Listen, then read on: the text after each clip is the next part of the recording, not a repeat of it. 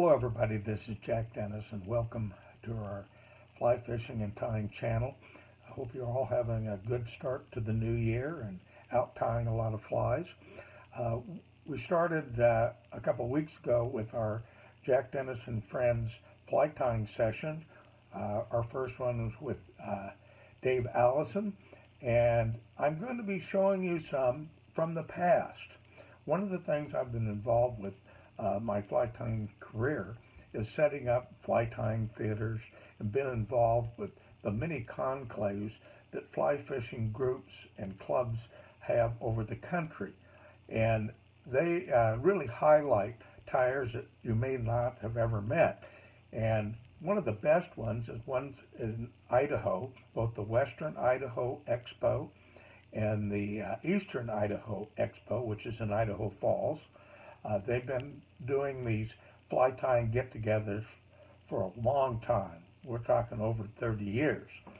So I want to do some highlights from some that I filmed in 2009 and 2010.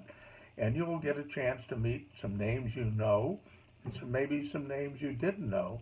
And one of the nice things about tying at these expos is all the excitement and sounds of people going around telling lots and lots of fly fishing stories. Most of them may be exaggerated.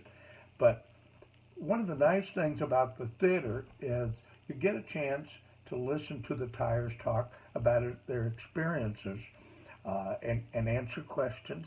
I think you're going to enjoy them. We're going to start this week with several. We'll try to give you the most information. And I know some of you are going to say, wow, you know, I don't know about the materials. Well, these are really uncut.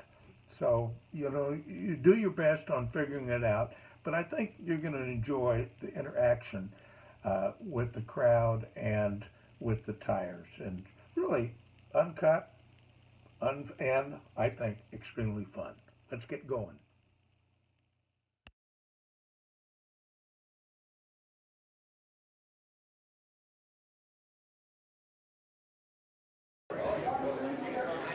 Okay, we'll go from a little one to a great big one. I mentioned that I mostly have been a dry fly fisherman, but the thrill of catching really big fish on streamers is unbelievable. So I've been fishing a lot of streamers lately.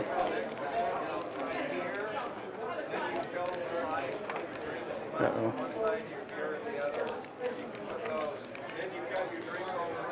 And this is kind of an unusual fly. I've been using jig hooks for my streamers. I've used them in the past, but my problem with jig hooks was always finding a good one. The ones that you'd find most of the times in the stores were just bent out very easily, and they wouldn't even last through one fish typically. So I was kind of looking around, and I ended up finding this one at Walmart, believe it or not. But it's a Gamakatsu jig hook. This is a 1/0 size jig hook. And when I'm fishing these, I want them to get down pretty fast. I'm fishing them in rivers that have quite a bit of current. And so I use tungsten beads and tungsten cones on them. So I'll put a tungsten cone on, and then I follow it. This is a large cone, and I follow it with a 3/16 inch bead. I also occasionally, the reason I started tying these on jig hooks is they take a while to tie, and I was tying just conventional streamers for a while, but where I've been fishing, there's a lot of rock shelves, and my flies would get caught underneath there. One day I lost 5 flies in about a half an hour and got so angry I figured I better figure out something else to do. So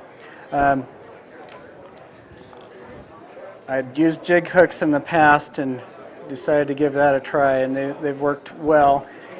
The reason for it is they ride upward in the water, but I swing these underneath rock shelves, and sometimes they get caught underneath them, and so I've still lost some like that.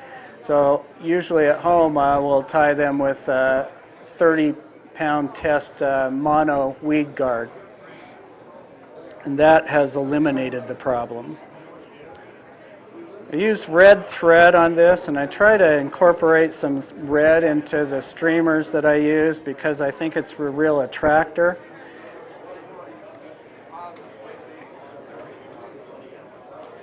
It makes things look injured. Fish are always after injured things. So put a thread base down, and this is orange crinkled flashabou that comes from Cascade Crest. I take about 5 or 6 fibers of that, and I'm going to tie it in kind of the same way I did the body for the midge. Just put it on the thread, slide it down, wrap over it. Then I'm going to half hitch. I'm going to use this for the body of the fly.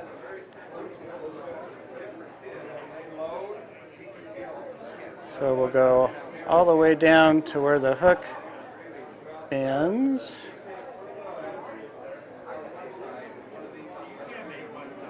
And then all the way back.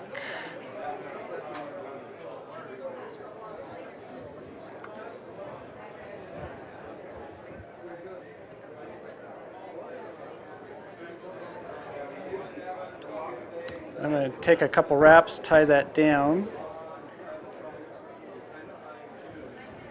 And I'm going to actually pull this back and let it be part of the flash for the fly as an attractor.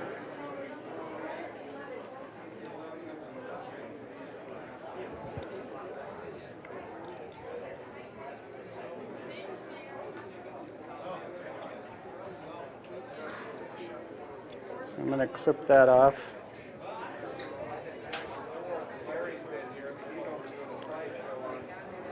This is a material that's being made now by Hairline, Spirit River. They're dyed bunny strips. So this is a sculpin colored bunny strip, and I tie this streamer to imitate rainbow minnows, brown trout minnows, and sculpins as well. So I'm going to tie that in right there.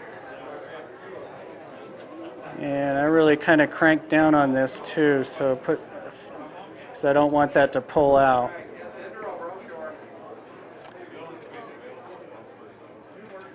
For this fly, I use UTC thread, which is 140 denier. That's strong enough that it hopefully won't break. Cut that off. Next, I'm going to turn the fly over upside down, and Spirit River and Hairline have also been coming out with these wonderful bar-dyed marabou quills, and they have a ton of movement, as you can see. And when you get those things wet in the water along with the bunny strip, this thing really does look alive. And one thing I do on these is I'll come in to the tip of the fly, and I'm going to break that tip off for a couple of reasons. Because it's going to give the fly more action, and also because I'm going to set it back in underneath the hook, and I don't want it to foul in the water. I'm going to stroke that back, and then I'm going to put a couple of loose wraps over that white barred marabou. And then you can look at it. It's better to leave the marabou a little bit long back here if you're kind of unsure. I want it to touch the bunny strip back here because you can adjust it forward much easier than you can adjusting the marabou wing backward. That's about right, so we'll just leave it right there. Now I'm going to put some heavier wraps down and come in and clip this out. I'm going to do the same thing with a brown barred marabou feather.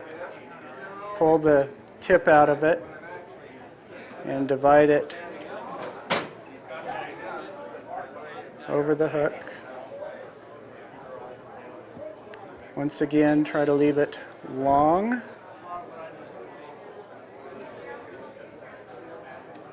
Couple of loose wraps. And it's about where I want it. If you get the fibers in your way, you need to kind of just wet them down and stroke them back, and they'll come right out of the way. Clip that out.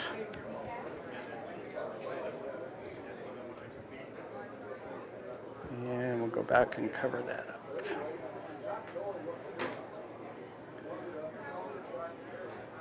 One thing you got to be careful with these gamakatsu hooks is they're extremely sharp and they stay extremely sharp.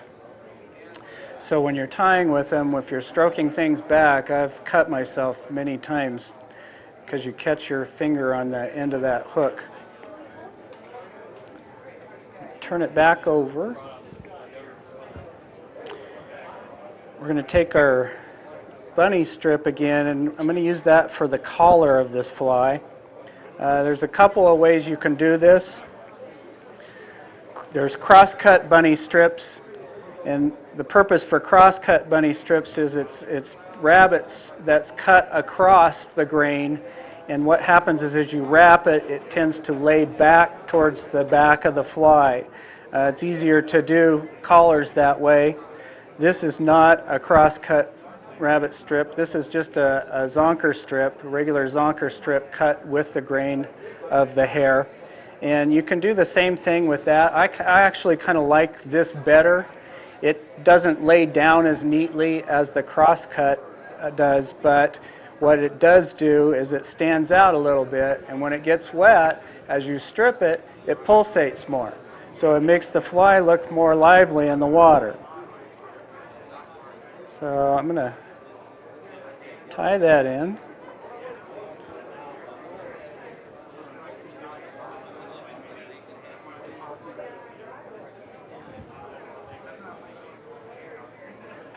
Some good heavy wraps.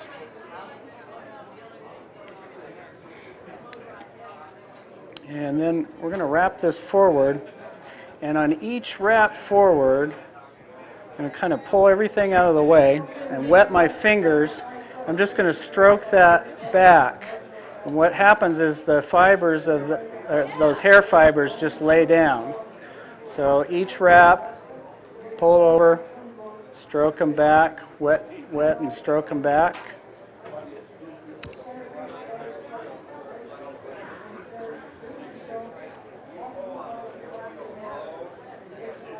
I'm going to wrap that all the way forward. Kind of looks like a lion's mane when you get it all the way up. Somebody told me today they couldn't believe I got this much crap on a hook.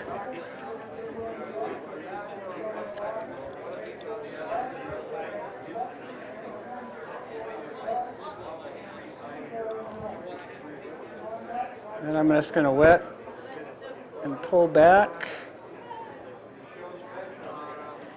and make some heavy wraps over the top of that so that it lays back.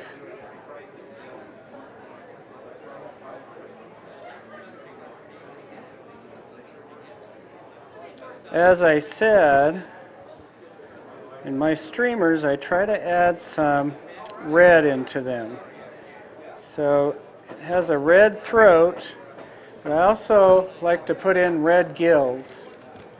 And they're producing this beautiful marabou now. It's barred and dyed red. So when I get to this stage, we'll wet her down a little bit. I'm going to pluck out a few fibers here. I'm going to tie some on both sides as gills for this minnow.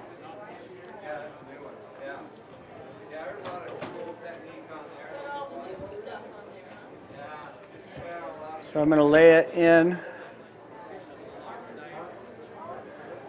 take a couple of wraps to secure it, and then I'm going to come back in, trim the butts out.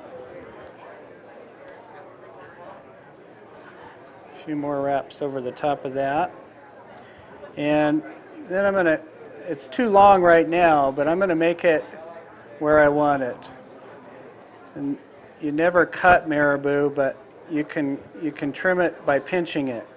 So I'll kind of measure it to where I want it, take my fingers in here, pinch tight, come in on the other side and pinch tight, and then just pinch that off, and I have that side done. And then I'll turn it over and do the same thing on the other side.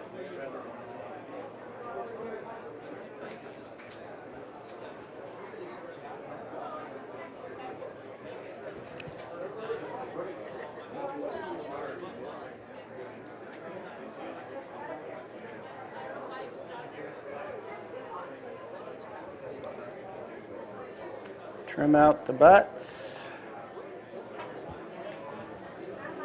Come up here. Let's put a couple more wraps on that.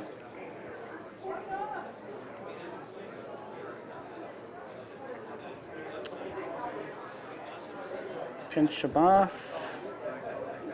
And there we have gills. So I'm going to build up the thread a little bit. I'm going to whip finish it.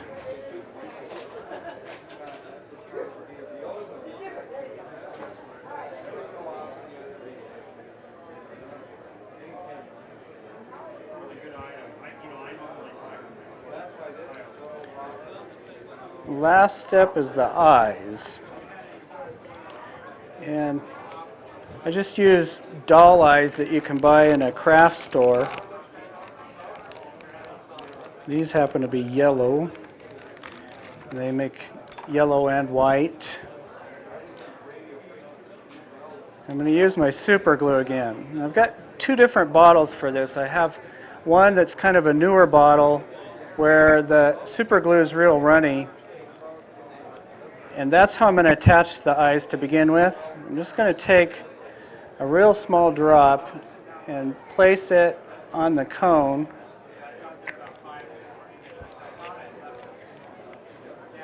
Take one of the eyes, and the reason you don't want to put very much on there is because it's really easy to glue your fingers to the cone. And I'm just going to drop the eye on there, and then you can kind of move it around for a little bit. You've got a little while before it is set up, but you can get it situated where you want it. It's already situated to where I can turn it over and it will stay there. I'm going to do the same thing on the other side.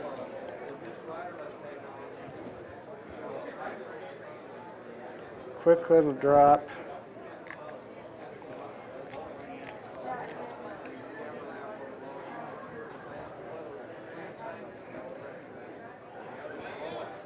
Take and just drop her on there.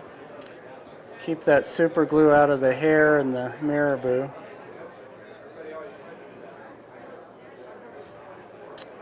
Try to.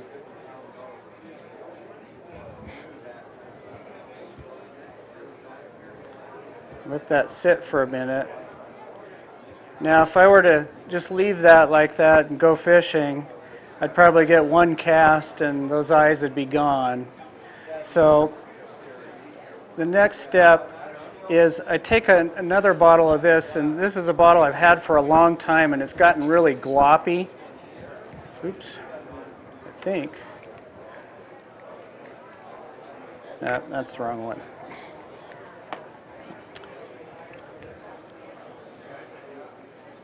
It's gotten real gloppy.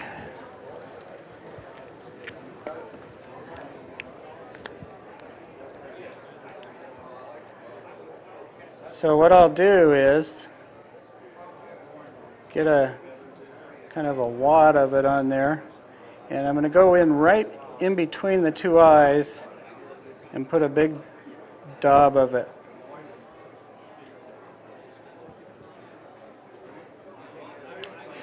These take probably 30 minutes to an hour to dry when you're done with them. But once you do this, and then flip it over and do the same thing on the other side, I've fished them all day and not lost the eyes.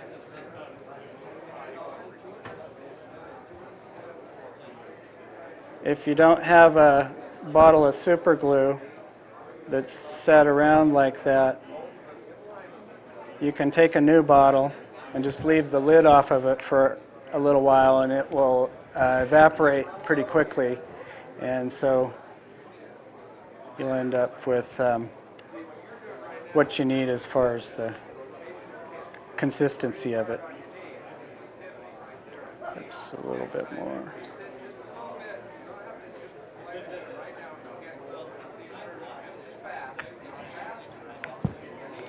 And that's the finished fly.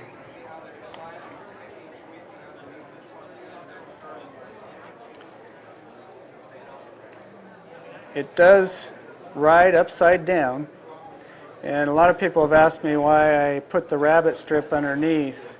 Well, I could tie it with the rabbit strip on the other side, but I'd have to skewer it through the hook. And with this fly, I want as much action in the water as I can possibly have. And so with that hanging loose, it moves all over the place, along with the marabou up here moving all over the place too. So I don't want it restricted by being hooked through the hook at all.